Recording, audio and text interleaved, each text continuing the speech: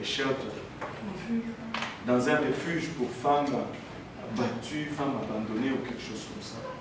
Et c'est là qu'il est allé. C'est quelque part dans le nord de New York City, sur le chemin vers ici. Ça s'appelle, j'ai oublié le nom. Le nom est juste là, je vais m'en rappeler et je peux vous le dire. Buffalo? Non, c'est pas Buffalo, c'est une petite ville. Là, je suis allé une semaine après. Mais d'abord, quand il est allé là-bas, elle m'a appelé, elle m'a dit, je suis ici, j'ai fui la maison, elle m'a raconté l'affaire. Elle dit, ben, si tu ne veux rien savoir de tout ceci, c'est pas grave. J'ai dit, mais qu'est-ce que tu racontes? Que je ne veux rien savoir de tout ceci. Moi, je suis dedans jusqu'au bout. C'est mon enfant et je vais être là. Et je suis allé la voir une fois. Elle n'avait pas de papier. Je suis resté pour la fin de semaine. C'était stressant, Il y avait des menaces non seulement verbales, mais des menaces même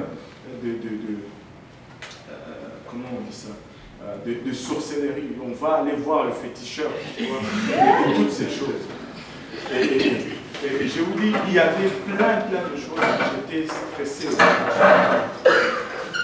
Et finalement, un mois après, j'ai travaillé pour un Italien qui ne connaissait pas Dieu. Je l'aidais dans son magasin de meubles. Et là, il m'a posé une question. Il me dit, est-ce que tu aimes cette fille? Je lui dis, oui, j'aime ma femme. Et il dit, alors oublie tout le monde, va chercher ta femme et prends soin de ton enfant. Et le reste,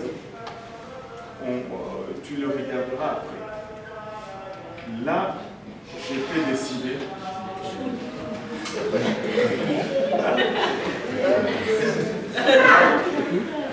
Et le seul et l'unique frère Frank. Et je suis allé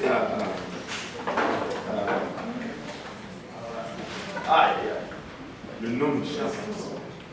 J'ai loué une voiture, je suis allé là-bas. J'ai dit, Mamie, je viens te chercher. Et je suis allé, j'ai conduit jusque-là. C'était un moment stressant. Et puis après, je viens, on rentre.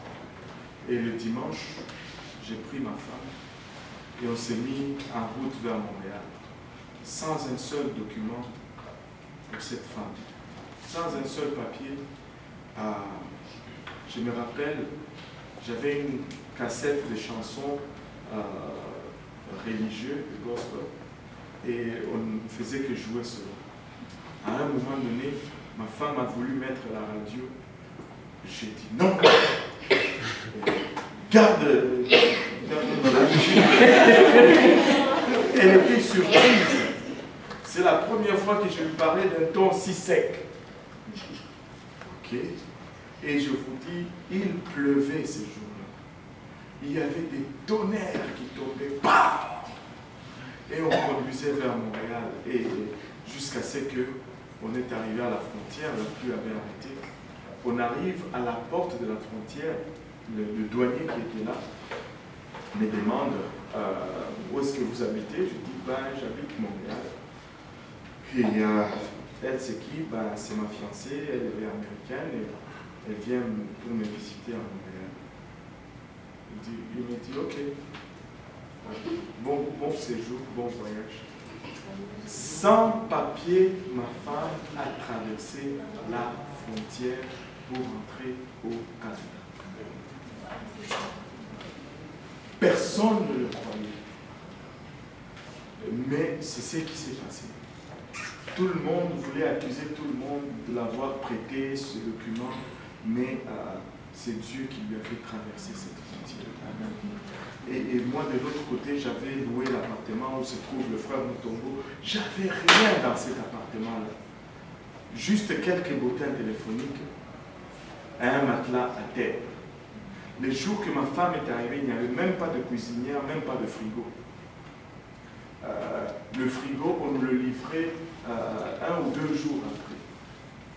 On a vécu comme ça pendant 2 mois où quand je rentrais du travail, on s'assoyait sur les bretelles téléphoniques, on mettait nos assiettes à même le plancher, on mangeait, puis on allait dormir. C'est comme ça qu'on a commencé. On n'a pas commencé à zéro, on a commencé à moins quelque chose. Moins plusieurs milliers de dollars. Parce que j'avais encore mon prêt étudiant à rembourser. Et c'est comme ça. Donc, elle avait une amie très proche à elle, Jerry Shanzi, qui est du Cameroun. Amen. Moi, avec le Cameroun, ça fait de longtemps, je vous dis. Et elle priait. Elle dit, quand elle a entendu qu'on a traversé la frontière, et elle savait qu'elle a dit, waouh, la main de Dieu a commencé à travailler dans leur vie. On est arrivé ici, bon, beaucoup de stress, abandonné, ma famille me mettait la pression. Il faut retourner cette fille parce qu'on ne veut pas de problème avec son père. Sa famille me mettait la pression. On était seuls au monde. Je ne dormais pas la nuit, je voyais des choses, j'entendais des voix. J'étais comme ça, mais stressé au bout. Maintenant, quand on est arrivé à la maison, on s'est dit, ok, bon, maintenant tu es enceinte. Si tu es enceinte, il faut aller voir un médecin. Pour aller voir le médecin, tu n'as pas de papier. Oh, qu'est-ce qu'on fait? La première chose qu'on va faire, on va se marier, comme ça je vais te donner le papier. Et quand tu es dans le péché, tu réfléchis, tu croches. Le diable te ridiculise complètement. Ta réflexion n'est pas normale. Tu commences à penser que dès que tu t'es marié, on va lui donner tout de suite les papiers et tout de suite elle va être résidente canadienne, elle va avoir tout de suite. Mais ce n'est pas normal. Et là, on est allé à la cour. Je veux me marier avec cette madame. Ok, voilà ce que vous devez apporter comme document. Ces identités, blablabla. C'est ces identités quoi? On n'en a pas. On n'avait aucun document pour elle. Elle est rentrée sans aucun document. Les gens nous ont conseillé d'aller rapporter à la police que son père a confisqué les documents et puis la police va aller les chercher, ils vont vous l'envoyer. J'ai dit, vous êtes fous? Vous êtes africain ou vous n'êtes pas africain? Tu n'appelles jamais la police sur ton père si tu es africain. Ça ne va pas, ça c'est mettre l'huile sur le feu. Moi je veux éteindre ces feux. Qui garde les documents? Non mais ça. Tu ne fais pas ça. Tu es déjà dans les torts. Tu veux réclamer des droits. Écoutez, ça c'est une stupidité que très souvent les jeunes aujourd'hui font. Si tu es dans les torts, accepte tes torts. Tu ne réclames pas des droits quand tu es déjà dans les torts. Quand tu es dans les torts, tu as abdiqué tes droits. Accepte et encaisse, c'est la meilleure façon de bien sortir de tes troubles. Amen, non? Amen. Bon, alléluia. Maintenant, bon, on a rebroussé chemin très vite de la ville, de la cour municipale, parce qu'on n'avait pas ce que ça prenait. Et c'est alors qu'au milieu de mes réflexions, je me tape la tête, je me dis, oh, l'église où je m'étais fait baptiser. Je prends ma femme, on court ici, on vient, c'était un après-midi. L'église n'était pas tout à fait comme il est aujourd'hui. La partie de bureau en haut là était encore en construction. Le bureau de Pasteur Graham, c'était le bureau du ministère, là où on a les ordinateurs du ministère. C'était là le bureau à Pasteur Graham. Et le bureau de la secrétaire, c'était l'autre bureau. Et ces jours-là, on est rentré. Il y avait Pasteur Graham qui était là, qui travaillait quelque part à faire quelque chose, à réparer quelque chose. Et on a vu, la première personne qu'on a vue, c'était Tania, sa fille. Elle était très jeune. Je me rappelle encore, elle avait une longue robe noire. Et elle est allée, Daddy, there's some people looking for you. Et le pasteur est venu et il nous a rentrés dans le bureau. Et puis là, on lui a tout raconté notre histoire et il nous a dit, bon, vous savez que vous avez péché.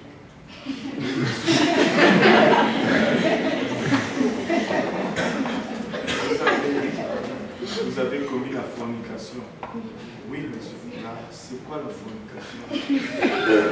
Je ne connaissais pas ce mot, je ne savais pas qu'est-ce que ça signifie. Mais il dit, mais à faire un avortement, c'est ajouter un péché sur un autre péché. Il a dit, moi je veux vous marier. On va signer le papier et 21 jours après, on va vous marier. Et il nous a fait remplir les papiers de l'état civil. Et 21 jours après, c'était un jeudi soir, après le travail, je suis allé, j'ai pris mon témoin italien, mon ami italien qui m'avait conseillé, et j'ai pris un autre ami avec qui j'avais travaillé. On est venu un jeudi soir, là dans le sanctuaire, juste moi, ma femme et les deux témoins, et il nous a unis dans le lien du mariage.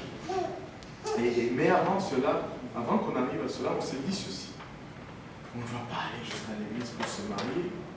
Le dimanche qui venait, on est venu à l'église et Pasteur Graham n'était pas là ce dimanche matin. C'était un autre pasteur qui m'a baptisé, celui qui prêchait. Et on a assisté, on était assis en arrière.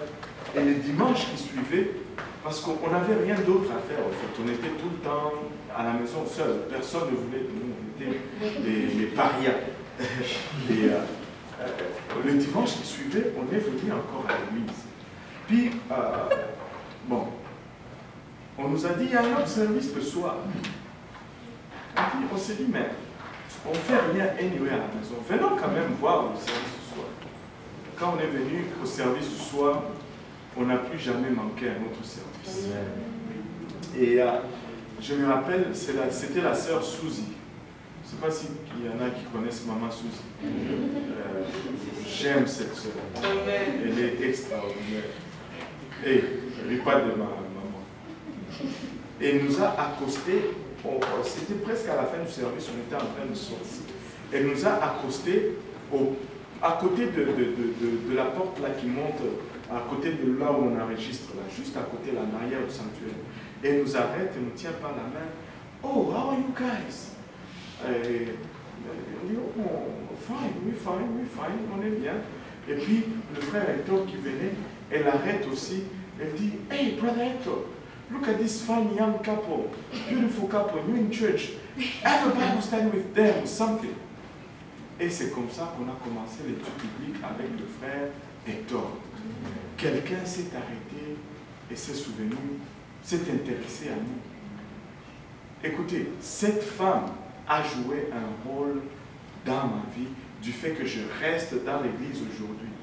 C'est parce qu'elle a consacré un moment d'attention à nous. Elle a investi peut-être 2 minutes en nous, mais ça fait toute la différence. Parce que je sais que sans études bibliques, c'est rare que tu tiennes dans l'église. C'est rare que tu tiennes dans l'église. 80% des gens qui ne font pas l'étude biblique ne grandissent pas et quittent l'église, tombent et meurent. Et 80% des gens qui font l'étude biblique restent dans l'église et grandissent. Et ainsi, elle nous a introduit au frère Hector et on a commencé l'étude biblique et on a commencé à grandir tranquillement et on posait toutes sortes de questions. Les jours où on m'a enseigné sur la dîme et les offrandes, j'étais tellement touché, j'ai dit au frère Hector, j'ai dit waouh, j'ai un sérieux problème. Je dois maintenant, je dois beaucoup au Seigneur. Toutes ces années que j'ai passées, oh là là, comment je vais m'en sortir? Et le Seigneur, plutôt, le frère Hector m'a beaucoup aidé dans cela. Il m'a donné un exemple que j'utilise encore aujourd'hui. Il m'a dit, laisse-moi te donner un exemple. J'avais une chemise bleue, j'aimais toujours porter une chemise bleue avec un pantalon kaki. J'aimais kaki bleu, ça c'était, je n'aimais pas les cravates, je n'aimais pas les... Ça, c'était pas moi ça. Jeans, pas jeans, mais kaki, chemise bleue, longue manche.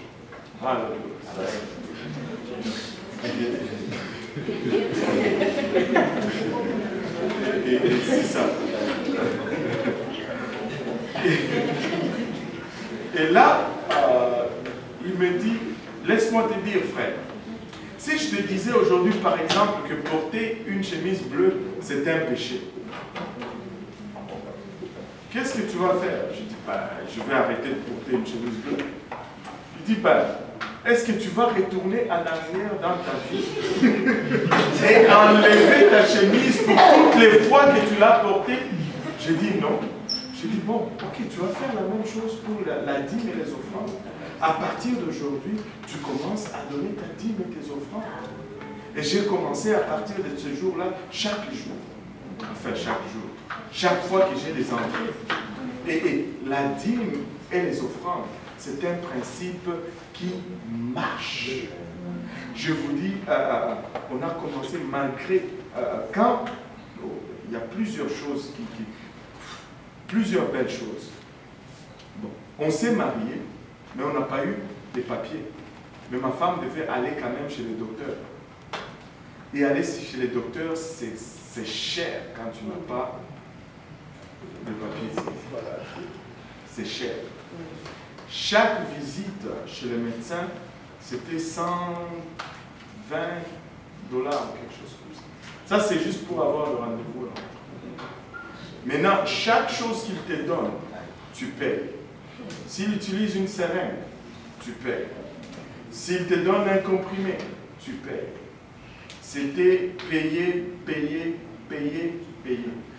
C'est alors que j'ai su combien ça coûte un lit d'hôpital. Une nuit sur un lit d'hôpital, c'est 2200 $. C'est plus cher que l'hôtel. Pour que tu restes à l'hôpital, c'est ça, c'est pas les soins. C'est juste que tu restes allongé sur le lit d'hôpital. 2200 $ par jour. Ma femme est entrée pour accoucher à l'hôpital. On était entré là-bas, je pense, vers 10-11 heures. Elle a accouché à 5 heures du matin et à 19 heures, nous quittions l'hôpital. Parce que on ne pouvait pas payer une autre nuit. Elle a quitté l'hôpital le même jour. Le même jour, elle a quitté l'hôpital. Avant qu'on arrive déjà au jour de l'accouchement, chaque mois, elle devait voir le docteur une fois par mois. Et le dernier mois de l'accouchement, elle devait voir le docteur une fois par semaine.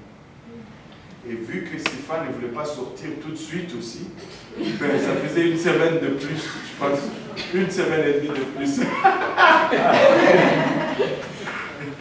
et donc, mais dans tout cela, Dieu a commencé à faire des prodiges d'une façon extraordinaire.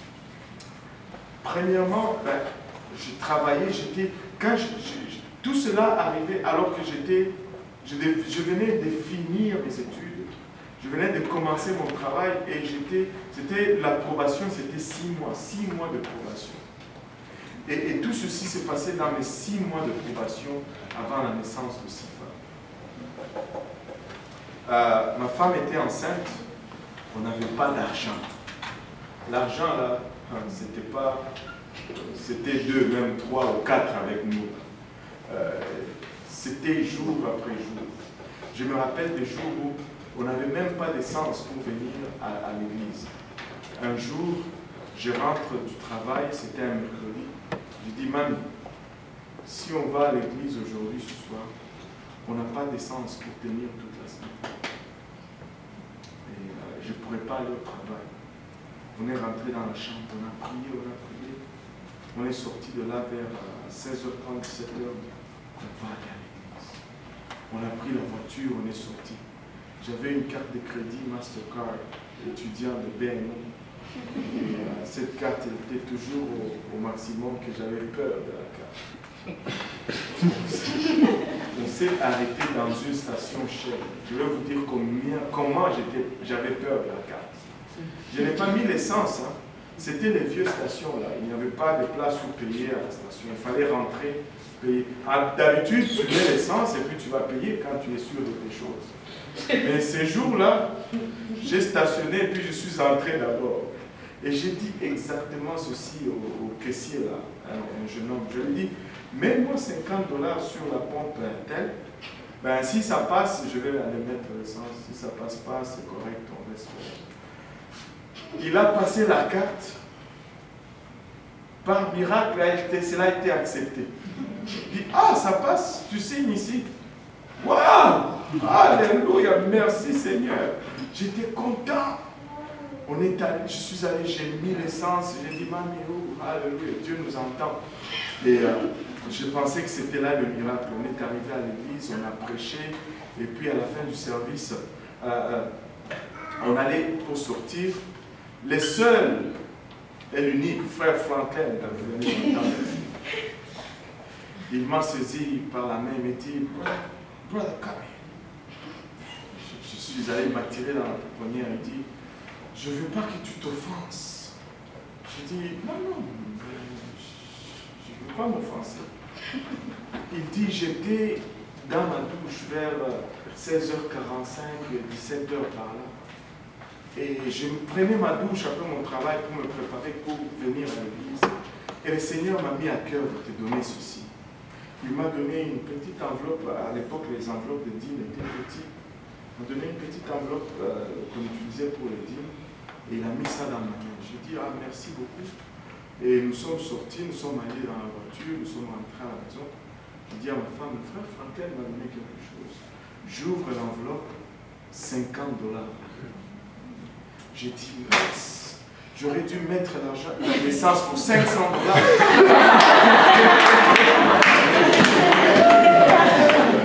Qu'est-ce que j'ai fait? J'ai limité ma bénédiction. Bon. Dieu est fidèle. Dieu est fidèle.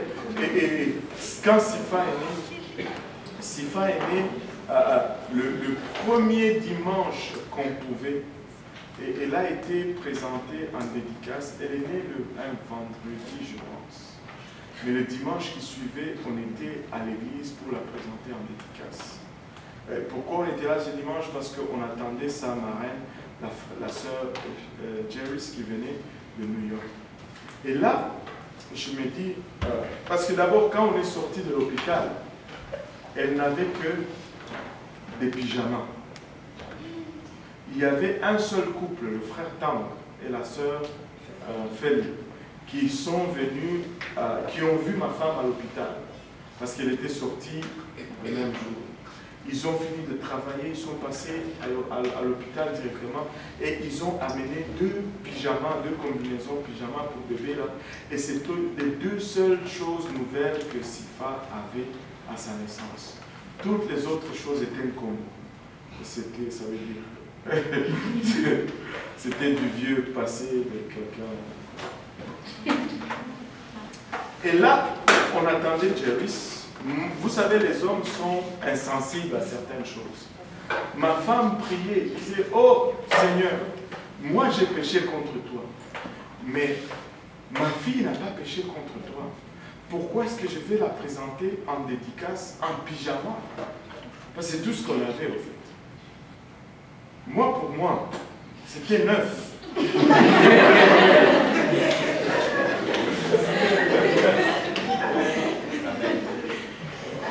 C'était même pas dans ma tête. Elle pleurait, elle priait. À chaque fois que je n'étais pas là, elle pleurait, elle priait. Et finalement, James devait arriver le vendredi. Je suis allé la chercher à Plattsburgh. C'est le minimum qu'on pouvait faire pour elle. D'éviter de payer un billet plat.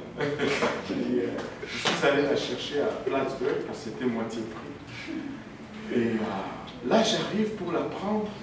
Elle a 2 valises avec un gros sachet, des choses. J'ai dit, ah, les femmes, c'est grave. Elle vient juste pour 2-3 jours. Elle doit mener tout ça.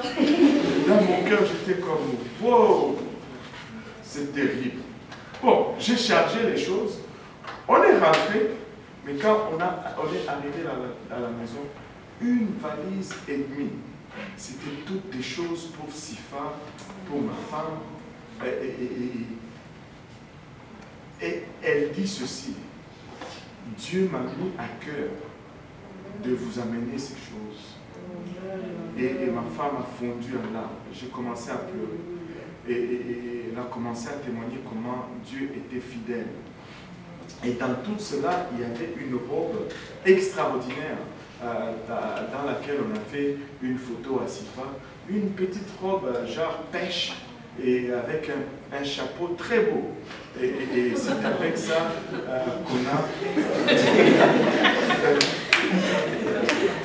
qu'on a présenté Sifa en dédicace au Seigneur. Et on a une très belle photo, je pense que c'est la meilleure photo de Sifa avec le son Zeddy. Amen. Bon, anyway.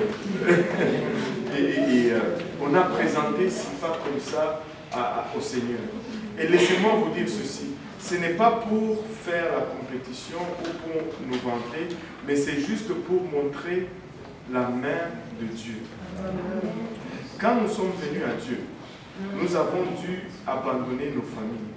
Mais quand nous sommes venus à Dieu, Dieu nous a donné aussi une famille énorme. Les baby showers de Sifa, c'est le plus gros baby shower que j'ai jamais vu dans toute l'histoire de Salomon. Et c'était ici, il y avait plein de cadeaux. À ce moment-là, on fréquentait encore les services anglophones. J'ai pleuré, ma femme a pleuré. C'était juste trop. Et pour nous, c'était juste une famille. On avait perdu une famille et Dieu nous a donné une famille. Rien de ce que tu perds à cause de Dieu, que Dieu ne va te le retourner en surplus. En surplus. Et quand ma femme était encore enceinte, on n'avait pas d'argent, mais moi j'étais en probation. Un jour, j'étais au travail, je prenais tout ce qui passait comme overtime. Overtime, j'étais là. Overtime, je suis là. Overtime, je suis là. Un jour, j'étais encore en train de faire de l'overtime. Je vois mon boss qui sort de son bureau, il regarde dans l'usine, il me voit en train de travailler, il m'appelle: Hey, tu veux aller ici? Là, je viens, il s'appelait Renard. Je dis: Renard, qu'est-ce que j'ai encore fait? Je blaguais toujours avec lui, parce que j'étais en probation. Je dis: mais qu'est-ce que j'ai encore fait de croche? Il me dit: non, tu n'as rien fait de croche, rentre ici, assis-toi. Je m'assois, et puis il me dit: ça va? Je dis: ouais, ça va. Et il dit: est-ce que tu aimes voyager? Ouais. Quand ton patron te dit voyage, ça veut dire mission de travail. Et mission de travail veut dire beaucoup de dollars. Et j'ai dit: oui. Et il dit: tu peux voyager? J'ai dit: oh, bien sûr. Il dit: est-ce que tu as ton passeport? J'ai dit: non, je n'en ai pas encore. Il dit: ah non. Je dis: mais il n'y a pas de problème, je peux le demander, je suis citoyen canadien, je peux le faire sortir comme ça très vite. Il dit: non, c'est parce que je voulais que tu pars demain en Irlande, à Dublin. Demain? Oui, demain. J'ai dit: oh, maman. J'ai dit: je vais trouver le passeport.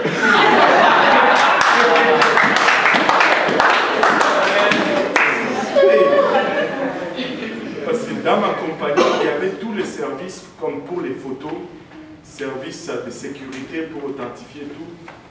Je suis sorti de là. Il était genre à 15h15 ou quelque chose comme ça. Je suis sorti de là. J'ai appelé d'abord mon chef de groupe, Yves Tremblay. Yves, j'ai besoin du passeport. Yves appelle l'ingénieur. Il dit: tu peux me signer, on doit envoyer un gars, il a besoin de... Il dit: pas de problème, fais-le monter.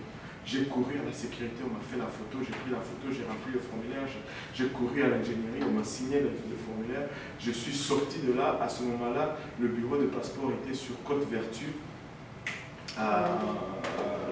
sous Sur Place Vertu. Ouais, l'ancienne place. Il y en a qui le savent. Je sais. Quand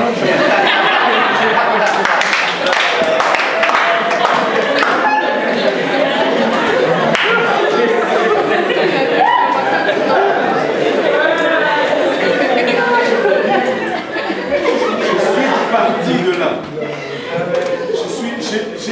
J'étais tellement stressé parce que là, le bureau de passeport fermait à 16h. Et là, il était déjà genre 16h45, 16h50. Plutôt 15h45, 15h50.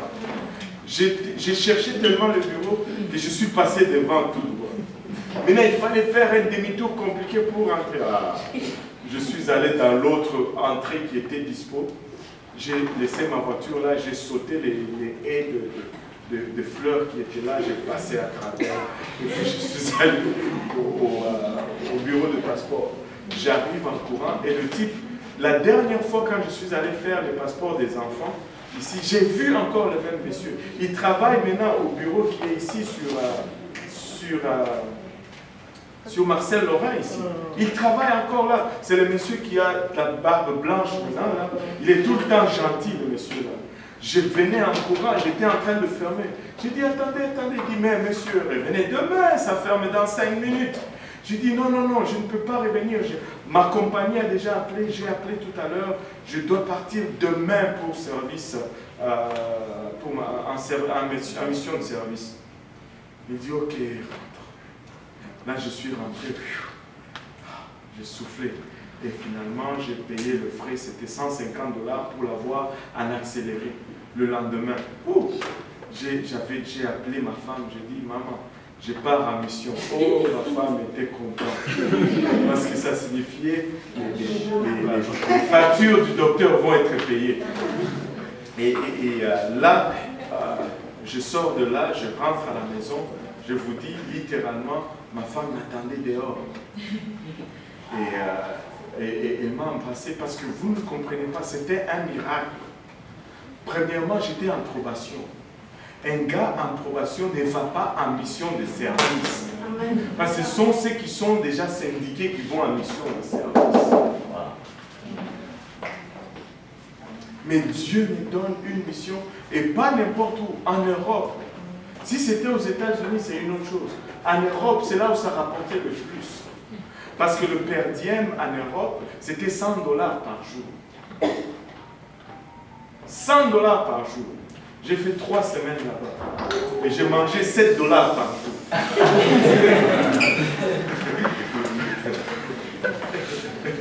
J'ai mangé 7$ par jour. Parce que j'ai trouvé le restaurant de la compagnie Aer Lingus. Ils nous ont donné des passes parce qu'on installait un simulateur pour Aer Lingus. À leur restaurant, je pouvais manger comme travailleur. Pour 3,50$, j'avais du pain, des haricots. Il y avait un buffet duquel je pouvais me servir. Et je me servais. Et je mangeais le repas le plus important à midi. Le soir, je prenais un sandwich et une boisson, un jus ou une boisson gazeuse. Je rentrais dans ma chambre peinard, j'ai mangé, j'ai dormi, c'est fini.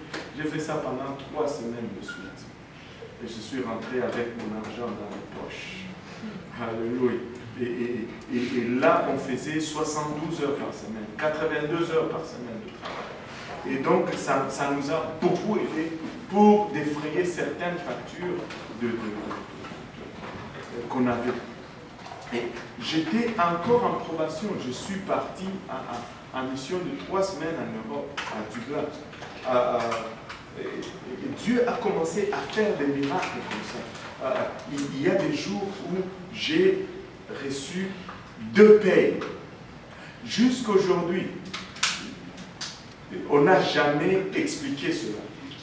J'ai reçu 2 enveloppes de paye au même montant. Ma paye, c'était, je pense, 365$ après les taxes et tout. Là. Je reçois 365$, 2 fois. 2 enveloppes, 2 dépôts dans mon compte. Je vais voir mon superviseur, j'ai dit, parce que la compagnie c'était plus de 4000 personnes. Je vais le voir, je dis, mais je ne comprends pas, ils m'ont déposé 2 fois. Il dit, bah, Dieudonné, écoute, ça c'est payroll, c'est pas nous. Et il dit, bah, écoute, juste ne mange pas cet argent. Si c'est une erreur, ils vont te le réclamer. Il dit, ok. Ils ne m'ont jamais réclamé, ça fait genre 14 ans. Ça fait 14 ans. 2 payes dans mon compte. Et Dieu a commencé à faire des prodiges comme ça, jour après jour. Il nous faisait vivre d'une façon extraordinaire. Jour après jour, il suppléait à nos besoins. Alors que nous étions fidèles à Dieu, il n'a jamais failli. Je me rappelle des moments où, est-ce que c'était tout facile? Ça peut vous sembler facile quand on vous raconte, parce que vous voyez les résultats que Dieu donne. Mais quand tu es dedans, ce n'est pas facile. C'est stressant. Ta femme t'appelle au travail et dit, on n'a pas de couche pour la petite. Dis, j'ai rien. Bon. Tu rentres à la maison stressé, impuissant, mais tu arrives à la porte, tu ouvres la boîte au courrier, Desjardins. Bon, ok. Une autre facture qui a rebondi ou quelque chose comme ça, sûrement. Mais tu ouvres un chèque, 67 $. Tu rentres seulement, tu jettes ton sac à boîte à linge, tu cours vite chez Desjardins pour encaisser le chèque et aller chez Jean Couture et prendre les couches. Toujours à l'heure, Dieu a été. Toujours à l'heure. Sifa est né le 5 novembre et 3 semaines après, on me donnait une autre mission au Texas. Et c'était tout le temps comme ça. Tout le temps comme ça. Dieu a suppléé à tous nos besoins alors que nous avions marché. Nous marchions aussi dans ses voies. Ma femme était encore enceinte, elle était 7 mois enceinte quand on a commencé vraiment à... quand elle est venue, je pense que 3 semaines après, on était vraiment réguliers à l'église. Elle était enceinte, c'était l'équipe de... C'était la réunion de camp de district au mois de juillet. Le frère Brian Kenzie qui est là, c'était le tout premier camp du Québec ici, 99, juillet 99. Et là, le prédicateur a prêché. Il a dit, ce soir, c'est le soir. Si tu désires quelque chose de la part de Dieu, demande-le aujourd'hui. Ne demande pas demain. Dis aujourd'hui, Seigneur, je veux que tu me le donnes. Et là, je suis tombé sur ma face, j'ai commencé à prier. J'ai dit, je savais que j'étais baptisé au nom de Jésus-Christ. Mais ma femme ne l'était pas. Et j'ai commencé à prier, dire, Seigneur, sauve ma femme aussi. Sauve ma femme. Et j'ai oublié que j'ai prié ici. Mais après, quand on s'est levé, le service est fini, on a commencé à parler, il y avait un peu de l'adoration et tout ça. Et puis, ma femme est venue, elle m'a tapé à côté ici et dit, Annie, I want to get baptized. Oh boy, oh boy, oh boy. C'était comme un choc. Boum! J'ai commencé à sauter, j'ai dit au pasteur, oh, my wife want to get baptized. Et puis, on l'a amené pour s'échanger et on est monté à la plateforme et elle a été baptisée au nom de Jésus-Christ. Et j'ai pleuré tellement ces jours-là, ça sortait des yeux, ça sortait du nez, ça sortait de la bouche. Et c'était tout simplement extraordinaire. C'était tout simplement extraordinaire. Dieu a commencé à travailler avec nous. Il a commencé à nous montrer des choses. Une fois, ma femme était... Vous savez, quand elle a fui chez elle, elle n'avait rien sur elle. Elle avait juste... Tout ce qu'elle avait, elle avait ramassé ça à la maison d'accueil, de refuge. Mais quand elle est arrivée ici, on a commencé à nous enseigner la sanctification. On a regardé tout ce qu'on avait. Oh, ça ne marche pas. Ça ne marche pas. Ça ne marche pas. ça ne marche pas, ça ne marche pas. Il est resté seulement une robe et une jupe velours. Et pendant 3 mois, 4 mois, ma femme venait à l'église chaque dimanche avec la même robe, et chaque mercredi et chaque samedi avec la même jupe et le même col roulé. Avec un... Chaque dimanche.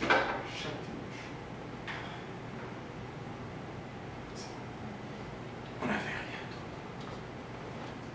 Mais il fallait plaire à Dieu. Et quand tu plais à Dieu,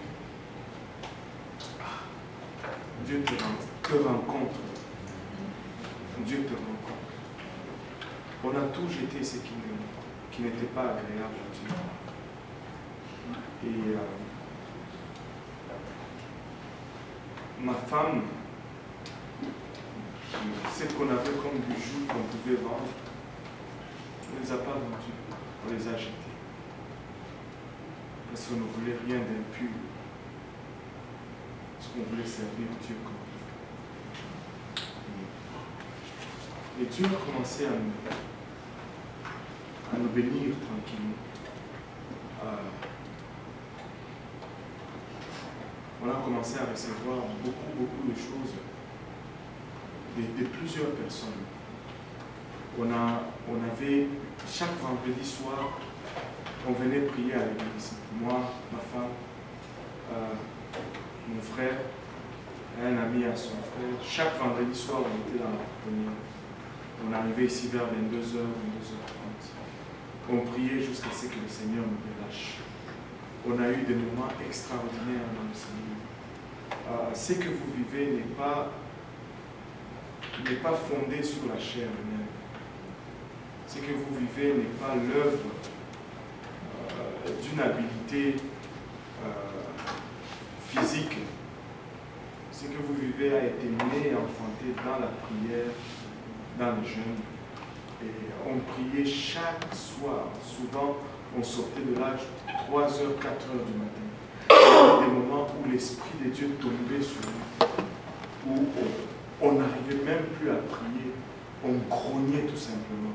Quand la Bible dit que quand tu intercèdes, tu pousses des grondements profonds, on arrivait à un moment où on n'arrivait même plus à parler en langue, mais on grondait tout simplement. Vous devez vivre ces choses pour vous-même. Vous devez vivre ces choses pour vous-même. Il y a des jours où on a expérimenté autre chose. C'était un esprit de rire. Où on a prié, et puis on a commencé à rire. On ne pouvait plus arrêter de rire. On avait mal aux côtes. On priait. Tu voulais arrêter, tu n'arrêtais pas. Et ma toute première vision que j'ai expérimentée, c'était dans ces chambres de prière. Et où on priait pour plusieurs choses. On priait pour la famille de ma femme. On priait pour ma famille. On priait pour mon frère, pour que sa femme arrive, la sœur Anna. Et on priait pour elle, on priait pour elle, on priait pour elle. On intercédait. Et ce jour-là, en prière, le Seigneur m'a montré la sœur Anna dans l'aéroport. Tout ce que je peux dire, c'est qu'elle était vêtue de vert et elle tirait sa valise, vêtue en vert. Et j'ai dit à mon frère, Anna va arriver. Parce que c'était tout un défi aussi de la femme. Anna va arriver et le Seigneur me l'a montré. Elle était habillée en vert. Ah, ok. On s'est réjoui, on a continué de prier. Mais devinez quoi? Anna est arrivée, elle devait passer par New York, elle est atterrie à la Guardia. Personne d'entre nous ne pouvait aller la chercher tout de suite parce que c'était en milieu de semaine. C'est Jerry's Shanzi, notre fameuse Camerounaise, qui est allée la chercher à l'aéroport. Et, alléluia, elle est calée là-bas, elle a pris une photo de la sœur Anna qui est arrivée. Et devinez, quand on a vu la sœur Anna qui est arrivée, elle était habillée en boubou africain, là, vert. Quand on a vu la photo, on s'est regardé, on a glorifié le Seigneur. On a glorifié le Seigneur. Et Dieu a fait des choses. On priait pour que mon beau-père change. On priait vraiment comme ça. On dit, Seigneur, si il ne veut pas écouter un homme, envoie un ange, qu'un ange aille lui parler. Et ça, on l'a su après. Un jour, ma belle-mère dit à ma femme que son père s'est réveillé une nuit du lit et il semblait préoccupé et il s'est assis au bord du lit comme ça, il tenait sa tête et ma belle-mère lui demande qu'est-ce qu'il y a. Il dit oh, j'ai rêvé de jolis jours. Et puis ma belle-mère lui demande mais qu'est-ce que tu as vu? Mais il n'a jamais dit qu'est-ce qu'il a vu jusqu'aujourd'hui. Mais il a dit tout simplement à ma belle-mère, appelle Jolie et Kausi et dis-leur de venir à la maison. Parce que Dieu lui avait parlé même dans son sommeil. Et les choses ont commencé à changer à partir de ce jour-là. Écoutez, nous avons donné nos vies à Dieu, mais avant de donner nos vies à Dieu, les problèmes étaient là. J'étais stressé au bout, je ne dormais pas la nuit. J'entendais des voix, j'étais tourmenté. Le seul moment que je dormais, c'est lorsque je rentrais du travail, 15h30, je sortais, je prenais ma femme, on allait au parc Maisonneuve, là je mettais un sac de couchage, et là j'ai dormi dans le parc, je ronflais même dans le parc. Mais à la maison, jamais. On pouvait être comme ça, assis à la maison vers 18h, et puis, ouf, je sursaute, je dis à ma femme, on doit sortir d'ici, on doit sortir. Qu'est-ce qu'il y a? Non, partons. Là, on part. Tourmenté, pas de paix.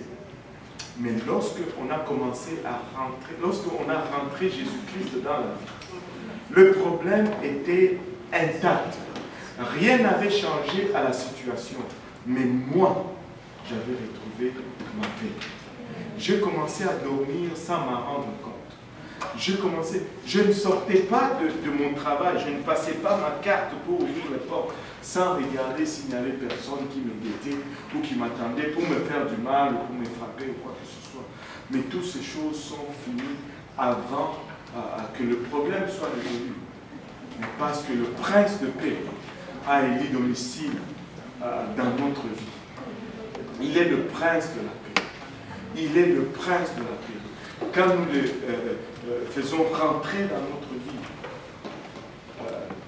il nous donne la paix même au milieu de nos tempêtes. Amen. Il ne va pas toujours effacer toutes nos tempêtes. Mais même au milieu de nos tempêtes, nous pouvons avoir la paix de Christ. Amen. Nous pouvons avoir la paix de Christ. Et après, nous nous sommes réconciliés avec ma belle famille et nous sommes devenus plus proches que nous l'étions avant. Si vous allez chez moi, peut-être aujourd'hui un peu moins, mais à un moment donné, tout ce que nous avions, c'était ma belle-mère qui nous achetait. Les vêtements, que ce soit pour mes enfants, pour moi, pour ma femme. À un moment, je pense que à un moment donné, Sifa, elle avait, je pense, 2 ans, mais elle avait genre 42 paires de souliers. Et elle avait des souliers à porter dans 2 ans. C'était juste une folie. Alors que ces gens, si on le regardait dans les troubles, on dit, c'est eux qui nous persécutaient. Mais Dieu a fait que c'est la belle famille qui nous bénissait. Et je vous dis, Dieu peut changer une situation comme ça. Mais la clé, c'est que tu te donnes à 100% à Dieu. Ne te donne pas à moitié à Dieu. Donne-toi à 100% à Dieu. Si tu veux que Dieu travaille aussi à 100% pour toi, donne-toi aussi à 100% à Dieu. Suis les principes. Des fois, ce sont des choses que toi tu penses que ça ne compte pas. Mais pour Dieu, ça compte. Pour Dieu, ça compte. Et tranquillement, Dieu a commencé à nous utiliser. On nous a d'abord responsable. Oh boy. Et si on continue après?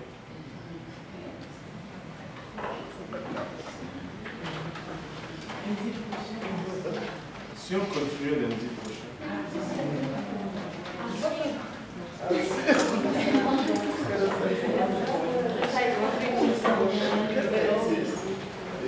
Si on continue lundi prochain.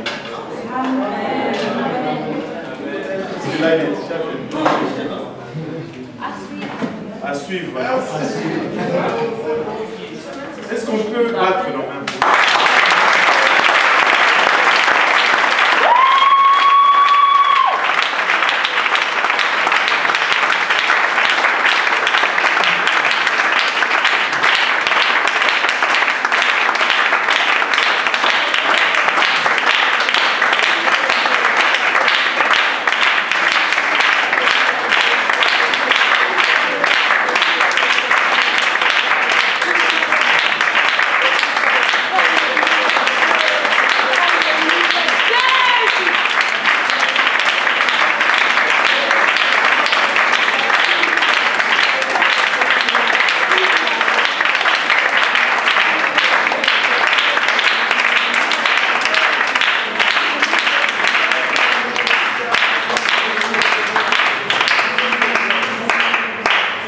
Permettez-moi juste d'ajouter deux choses.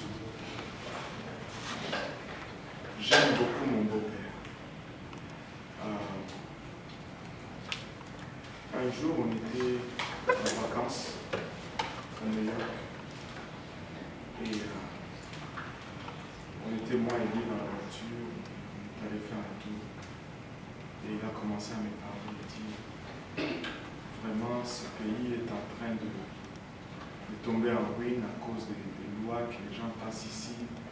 Regarde, ils font des choses abominables. Par exemple, l'avortement.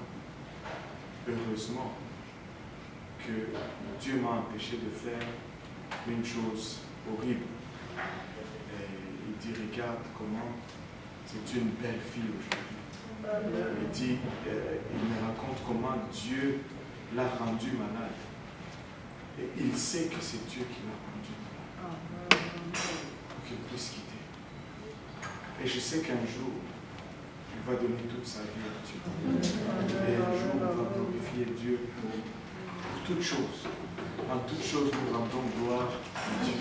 En toutes choses, nous rendons gloire à Dieu. Et tu sais, le monde spirituel est tellement réel. Et dans les tourments, un jour, moi, j'ai dit toujours que le démon est venu cogner à ma porte. Littéralement. J'étais dans ma panique, comme d'habitude. On a frappé à ma porte. C'était genre vers 22h30. J'étais seul, mon frère était au travail. Et l'appartement où j'étais, c'était genre 2 chambres de long et puis un couloir qui mène vers la porte de sortie. Et la porte, il y avait 2 portes en fait, pour couper le froid. La porte de l'extérieur, qui était une porte en bois, avec une partie au milieu vitrée, mais avec des motifs, donc c'est translucide, ce n'est pas transparent. Tu peux voir qu'il y a une forme à l'extérieur, mais tu ne peux pas voir les faces, parce que ça laisse passer la lumière, mais ça ne laisse pas passer l'image. Mais la deuxième porte était toute en bois, elle était ouverte. Quand j'ai entendu frapper à la porte, on dirait que tout mon corps est devenu paralysé. Là, je me suis levé de mon lit. J'ai ouvert la porte de ma chambre. J'ai sorti dans le couloir. Quand j'ai vu la forme de quelqu'un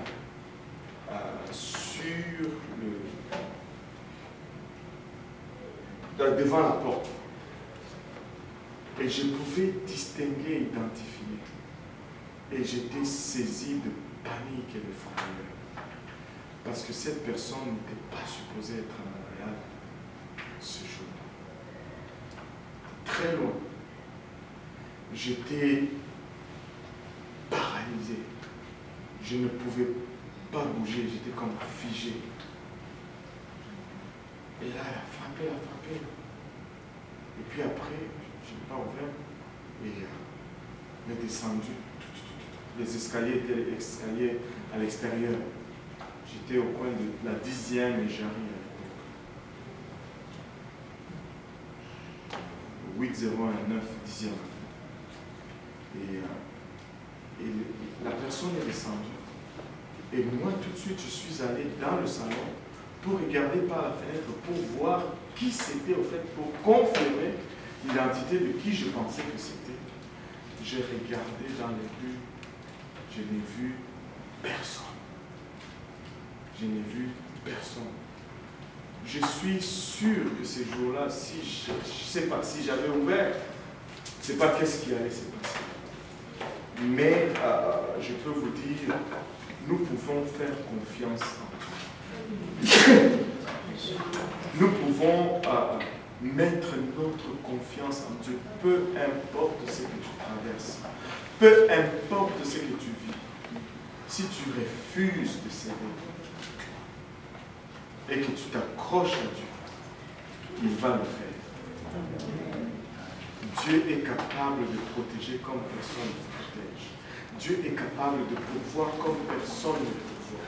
Et je peux vous raconter des histoires de provision, des histoires de protection, des histoires, des prodiges que Dieu a fait jour après jour, après jour, après jour. Mais une seule chose qu'il vous demande de faire, marcher dans le chemin de Dieu est étroit et il demande beaucoup de sacrifices. Il dit, il vous demande de vous offrir vos corps comme un sacrifice vivant. Ce n'est pas de la blague. Et je sais que c'est que la parole de Dieu nous demande. N'est pas facile. Mais je sais aussi que c'est la seule voie possible. Au fond, si tu la compares aux autres voies, c'est plutôt facile. Ça fait plus de sens. Parce que les résultats, on juge la difficulté par rapport aux résultats. Amen. Si le résultat est grand, alors les difficultés sont justifiées et ne sont pas exagérées. Nous avons vu des prodiges de guérison, de moments où j'étais loin au Texas et ma femme faisait face à des maux de dents et n'avait pas de recours. Et il fallait prier pour que Dieu intervienne et il a intervenu. Des moments où ma fille était malade, je n'avais même pas d'essence pour sortir, amener ma fille à l'hôpital. On n'avait pas d'autre recours, il fallait prier. Tu pries pour la petite comme ça, dans le lit, et tu vois la fièvre descendre là. La fièvre quitte et elle part. Et l'ironie de la chose, c'est que quand la fièvre part comme ça, et tu vois la petite qui est dans le lit, et elle ouvre les yeux et regarde, c'est comme si elle est en train de regarder vraiment quelqu'un. Tu es là, mais elle regarde là, puis elle sourit. Moi, je suis sûr qu'elle voyait un ange.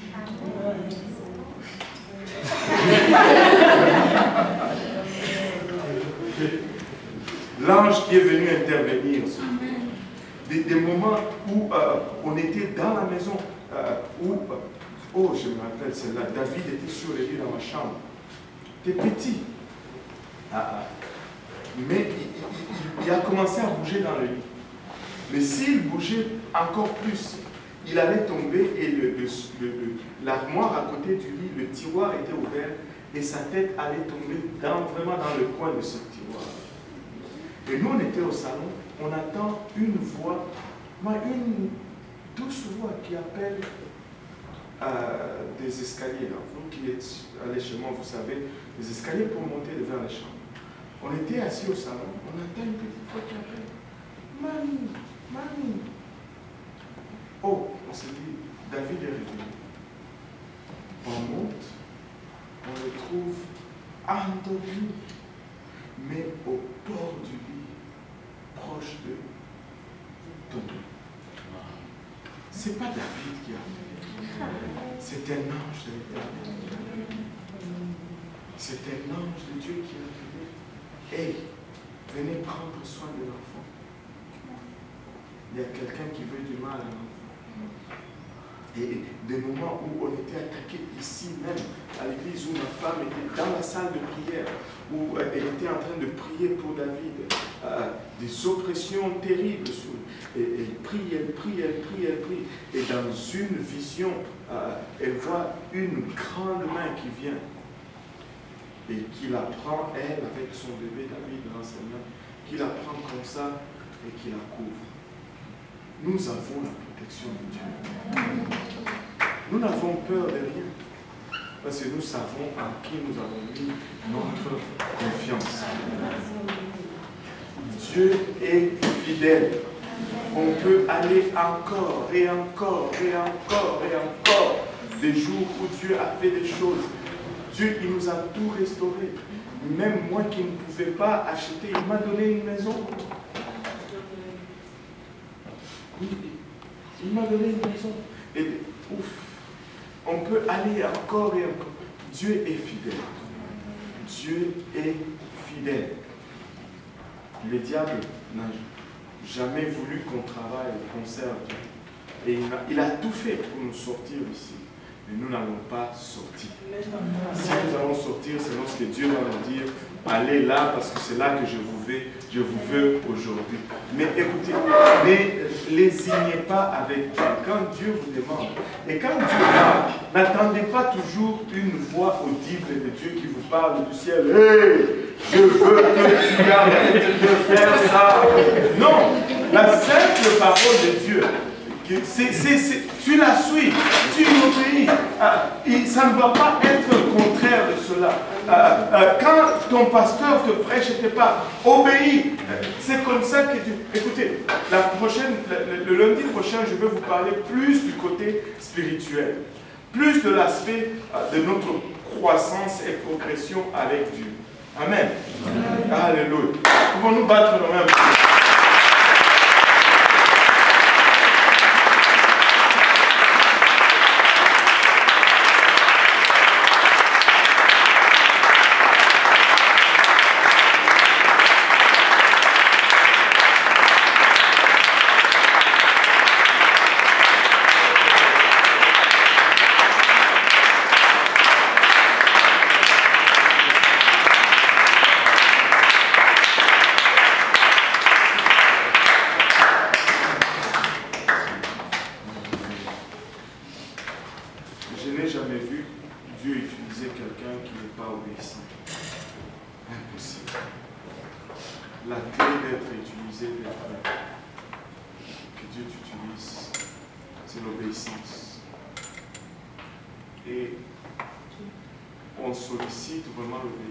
Quand, justement, ça ne fait aucun sens. Si tu as tout compris et que tout fait du sens, tout marche, il n'y a pas de vertu là-dedans. C'est normal. Tu as déjà compris que si tu touches le feu, ça te brûle et tu ne le touches pas. N'est-ce pas? Mais c'est lorsque tu ne comprends pas certaines choses et que Dieu te parle et que tu obéis. Et c'est là que ça produit les vrais fruits. Dieu va... Il y a plusieurs personnes ici que Dieu veut utiliser d'une façon puissante. Je peux vous pointer du doigt, mais je ne veux pas vous mettre de la pression ni détruire votre vie. Mais si vous vous soumettez à Dieu, vous allez voir les grandes choses. Et même toutes ces choses avec lesquelles le diable vous distrait, Dieu va vous les donner sans tracas, sans souci. Pourquoi se lever tôt le matin et aller manger un pain de misère alors qu'il le donne à ses bien-aimés dans leur sommeil? Marchons avec Dieu, soumettons-nous à Dieu et voyons ce que Dieu va faire avec nous. Il y a des gens il y a un potentiel pour bouleverser notre temps ici. Mais nous devons apprendre encore à marcher dans l'obéissance. à marcher dans la soumission et à mourir vraiment sur l'autel. Si tu n'es pas mort et qu'on te met sur l'autel et qu'on met le feu à l'autel, tu vas commencer à te débattre. Il faut que tu meurs. Tu meurs. C'est ça la récompense. Alléluia. Je vais prier.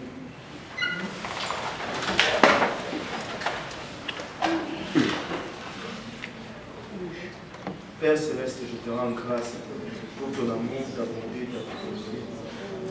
Pas pour ta miséricorde que tu ne cesses de témoigner envers nous. Par la lumière de ce que nous avons partagé aujourd'hui, Papa, venons confirmer encore une fois, Papa, que c'est par ta grâce que nous sommes sauvés. Et cela ne vient pas de nous, Seigneur Jésus-Christ. De sorte que toi seul mérites honneur, louange et gloire, Papa. Nous te remercions, Papa, pour ces regards, Papa, que tu as choisi de poser sur nous, Seigneur. Merci pour le privilège et l'honneur d'être là, de ce que tu es en train de faire. Tu peux utiliser n'importe qui, Seigneur. Merci, Papa, pour l'opportunité. Papa, nous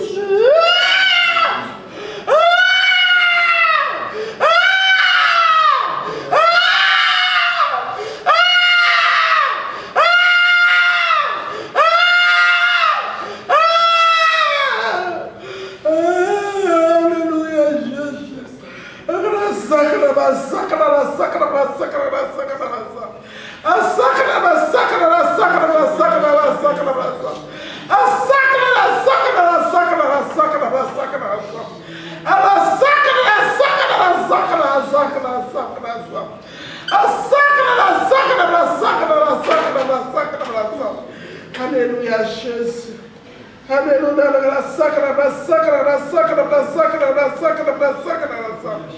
Alléluia, Jésus. Alléluia, Jésus. Béni sois-tu ton nom.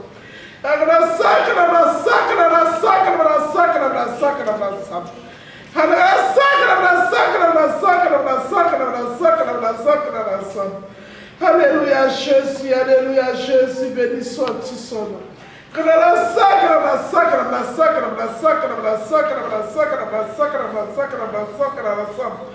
Alléluia, Jésus, alléluia, Jésus, béni sois-tu.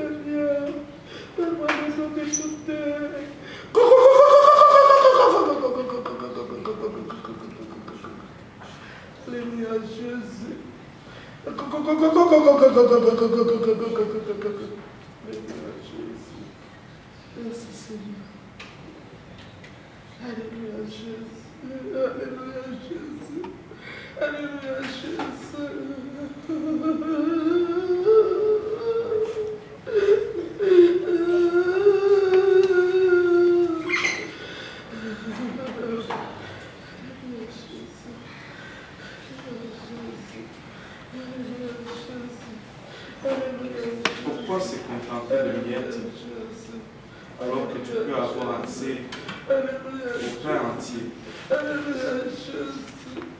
Pourquoi demeurer aux périphéries alors que ma porte est grande? Approche-moi, approche-moi de toi, approche-toi de moi, et je ferai de toi ce que j'ai planifié de faire.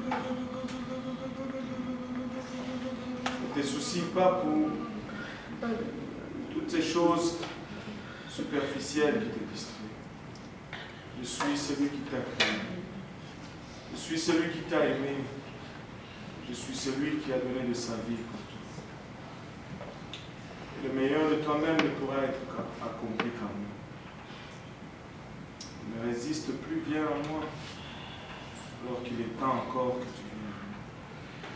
Je vais t'utiliser pour amener plusieurs autres à moi. Mais laisse-moi t'utiliser. Tu n'as rien à craindre.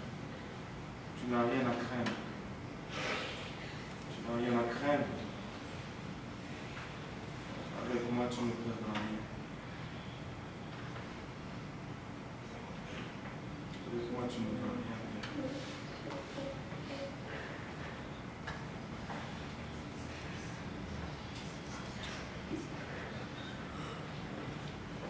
Papa, c'est un privilège que au milieu de ce que tu es en train de faire, Seigneur. Nous reconnaissons que ce n'est pas par ce que nous avons fait ou ce que nous sommes là aujourd'hui, Seigneur, mais c'est pas ta grâce. Prions, Papa, que tu nous rendes maintenant conscients de cette grâce, parce qu'elle ne nous coûte rien à nous, Seigneur, mais à toi, elle a coûté un grand prix, Seigneur. Étends ta main sur chacun de nous ici présents, Seigneur Jésus-Christ. Et renouvelle encore une fois ta grâce, Papa. Rencontre chacun de nous, Papa, et la chacun, au lieu de nos besoins, Seigneur, et fais de nous exactement ce que tu désires que nous soyons. Afin que nous puissions être ajustés dans ton corps, Seigneur, et servir, Papa, à la place où tu nous appelles de servir. Papa, aide-nous à ne pas retarder, Papa, l'accomplissement de ton plan dans nos vies, Seigneur. Parce que non seulement toi, tu as des plans pour nos vies, mais le diable aussi a des plans pour nos vies, Seigneur Jésus-Christ. Nous allons choisir aujourd'hui d'activer le plan de Jésus dans nos vies. Papa, nous allons choisir de rejeter le plan de l'ennemi, Seigneur, et de l'anéantir. Papa, nous te demandons pardon pour le temps perdu, Seigneur. Demandons pardon, Papa, et la rachat. Pour le temps que nous avons gaspillé, Papa, c'est temps que toi, tu nous as confié. Aide-nous, Seigneur Jésus-Christ, à être sensibles à ton esprit. Donne-nous un cœur obéissant, Papa, et la rachat, afin que nous puissions marcher dans tes voies. Père, je te remercie, Seigneur Jésus-Christ, pour chaque fille, chaque femme, chaque garçon, chaque homme, Papa, en ces lieux, en ce moment, Seigneur. Prie au Éternel que tu étends ta main sur chacun de nous. Papa, que tu nous rencontres aujourd'hui au lieu de nos besoins, Seigneur. Papa, je vais prier encore juste une autre chose, Seigneur Jésus-Christ. Je prie, Papa, qu'en quittant d'ici, Seigneur Jésus-Christ, que tu confirmes à tes enfants, Seigneur Jésus-Christ, tout ce qui a été dit et fait ici aujourd'hui, tout ce qui a été entendu. Parle à quelqu'un aujourd'hui, Seigneur. Au milieu de la nuit, Seigneur, que tu réveilles quelqu'un et que tu lui parles. Alléluia. Je prie au Père et la Vachata qu'après cela, Seigneur, nous puissions être obéissants, Seigneur Jésus-Christ. Alléluia, car notre temps ne peut pas être en train de passer, Seigneur. Alléluia, Seigneur Jésus-Christ, à l'être ce que tu veux que nous soyons. Car nous ne voulons désirer rien d'autre que ton plan, Seigneur, et que celle-ci soit parfaite dans nos vies, Seigneur. Papa, merci pour ce temps, merci pour ces gens assoiffés de ta parole, Papa. Nous avons besoin de ton aide. Aide-nous, Seigneur, à te suivre. Aide-nous, Seigneur, ne nous délaisse pas, ne nous abandonne pas. Sois notre force, Papa, sois notre bouclier. Ne nous abandonne pas, Seigneur Jésus-Christ. Papa, dans nos faiblesses, que tu montres ta force, Seigneur. Dans nos faiblesses, que tu montres ta force. Au nom de Jésus, nous te prions. Au nom de Jésus, nous te prions.